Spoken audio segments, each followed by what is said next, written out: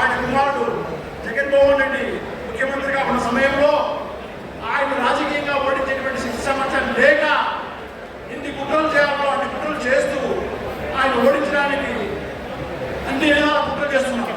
మన ముందున్నటువంటి కర్తవ్యం ఏంటంటే ఈ జగన్మోహన్ రెడ్డి గారిని కాపాడుకోవడం మనకు ఉన్నటువంటి కర్తవ్యం. మనమందరము ఒక్కొక్కరు ఒక కమాండో మాదిరి తయారై ఈ దుష్ట శక్తులు ఒకవైపు చంద్రబాబు నాయుడు, ఇంకొక రామోజీరావు, ఇంకొక రాధాకృష్ణ, ఇంకొక పవన్ కళ్యాణ్ వీళ్ళందరినీ రాబోయే ఎన్నికల్లో చిత్తుగా ఓడించి ఇంకొకసారి వైఎస్ఆర్ కుటుంబంతో పెట్టుకుంటే వాళ్ళ పుట్టగతులు ఉండేటువంటి ప్రమాణం చేద్దాము.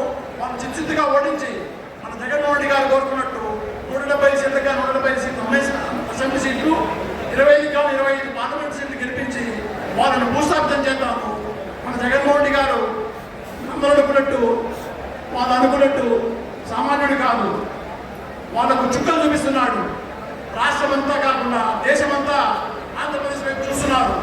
ఒక వాలంటీర్ సిస్టమ్ అయితేనేమి, సచివాలయం సిస్టమ్ అయితేనేమి, రైతు భరోసా కేంద్రాలు అయితేనేమి, విలేజ్ క్లినిక్స్ అయితేనేమి, ఎన్నో అభివృద్ధి పథకాలు చేస్తూ వాళ్లకు ఓడించడానికి వీలైన పరిస్థితి క్రియేట్ చేసి మనందరం చేసుకున్నాడు జగన్మోహన్ రెడ్డి గారు.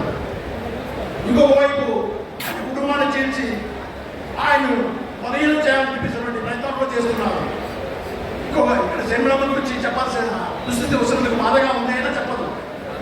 ఎక్కడో కడప జిల్లాలో రాష్ట్రపతి ప్రతిగుణత కాలము ఆయన మీద విషయం చెప్పిన తులసిరెడ్డిని పట్టుకొని పక్కన పెట్టుకొని ఏంటమ్మా ఇది దుర్గతి డాక్టర్ వైఎస్ రాజశేఖర గారికి ఇచ్చే గౌరవం ఇదేనా? ఆయన బతికున్నంత కాలం తులసిరెడ్డి ఇప్పుడు కూడా రాష్ట్రపతి మీద విషయం చెబుతున్నారు.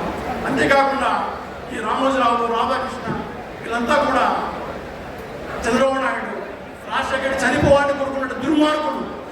అటువంటి దుర్మార్గులు సపోర్ట్ తీసుకొని వాళ్ళని వెనకేసుకొని నువ్వు మీదుగా చేయడం పద్ధతి కాదమ్మా బాబుడు.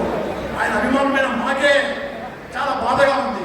సొంత కన్న కూతురు వేయండి మరి నీవు వాళ్ళని వెనకేసుకున్నంత విధము మాకు చాలా బాధగా ఉంది. దయచేసి ఇక్కడి నుంచైనా మానుకో.